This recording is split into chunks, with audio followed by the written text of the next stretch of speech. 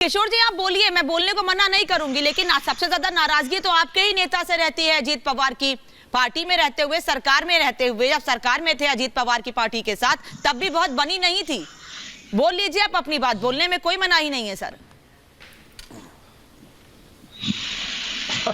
ये देखो, अजीत पवार पे इतना प्यार राम कदम को किस लिए? देखो, एनसीपी के ऑर्गेनाइजेशनल सेटअप में बदल होंगे और उसमें वर्किंग प्रेसिडेंट्स आएंगे, ऐसा तो उनके इसमें बात हुई थी। और यह महाराष्ट्र के कद्दावर नेताओं में अजीत पवार आते हैं और राज्य की राजनीति में वो विपक्षी नेता है और मैं उन्हें बहुत सक्रिय पा रहा हूं। तो मैं तो कहता हूं कि राम कदम को इतना दुख किस लिए? और राम कदम जो अजीत पवार पे बहुत अन्याय होगा ऐसा बता रहे हैं, तो अजीत पवार को भी थोड़ा पूछ लेना ना। लेकिन ये एनसीपी का इंटरनल मैटर है। लेकिन युवा लोगों को, जैसे प्रफुल्ल पटेल विदर्भ से आते हैं और सुप्रिया सुले भी अभी वो कदावरी नेता है, तो इन लोगों के हाथ में वर्किंग प्रेसिडेंट बोल के काम बांट दिया। इससे तो एनसीपी के ऑर्गेनाइजेशनल इसमें एक्सपांशन ही होगा। और महाविकास आघाड़ी से प्रफुल्ल पटेल और सुप्रिया सुले के बहुत अच्छे संबंध है और महाविकास आघाड़ी में लियाजोन करने के लिए नहीं तो क्या महाविकास आघाड़ी से अजीत पवार के अच्छे रिश्ते नहीं है? ये कारण है एनसीपी से साइडलाइन करने का अजीत पवार को, कि महाविकास आघाड़ी आगे चलता रहे, लेकिन जो बड़े नेता हैं जिनके साथ जनाधार है वो नाराज हैं, उससे कोई फर्क नहीं पड़ता है। किशोर जी, अनामिका जी, अनामिका मेरे मुंह में मत डालो, मैं अभी बता रहा हूँ। सर मैं कहाँ डाल रही हूँ आपके मुंह में?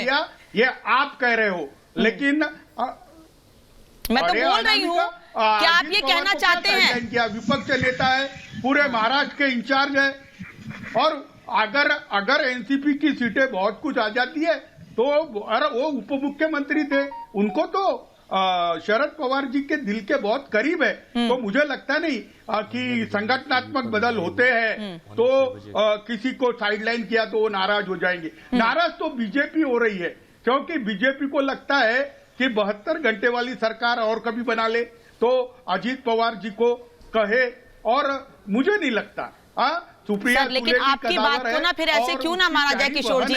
आप फिर कहेंगे कि मैं अपनी बात आपके मुंह में डाल रही हूँ, आप कहेंगे मैं अपनी बात आपके मुंह में डाल रही हूँ, लेकिन हर्षवर्धन जी किशोर जी की बात को ऐसे क्यों नहीं माने हम?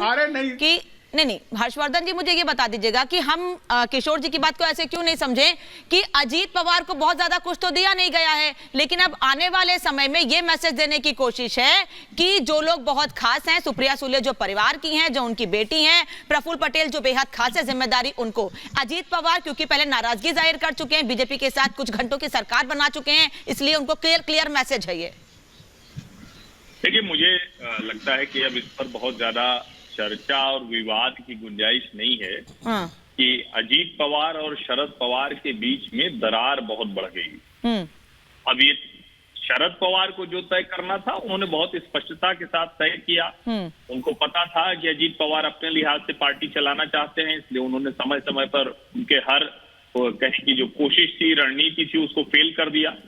अभी उन्होंने जिस तरह से त्यागपत्र दिया और उनको कहा गया कि आप फिर से संभालिए, बार बार अजीत पवार कहते रहे नहीं कि शरद पवार जी की बात मान लेनी चाहिए, लेकिन अंत में वो फिर जो उनको करना था वही किया और वो उन्होंने जो त्यागपत्र था वो वापस ले लिया। अब सवाल ये है कि क्या लोकसभा, राज्यसभा सुप्रिया सुले और प्रफुल्ल पटेल, चुनावी राज्य प्रफुल्ल पटेल, और सबसे बड़ी जो बात है कि जिसको हम कहते हैं महाराष्ट्र का हर तरह का काम वो सुप्रिया सुले ही कार्यकारी अध्यक्ष के तौर पर देखेंगे। इसका सीधा सा मतलब हुआ कि अजीत पवार को अब अपनी राजनीति तय करनी है।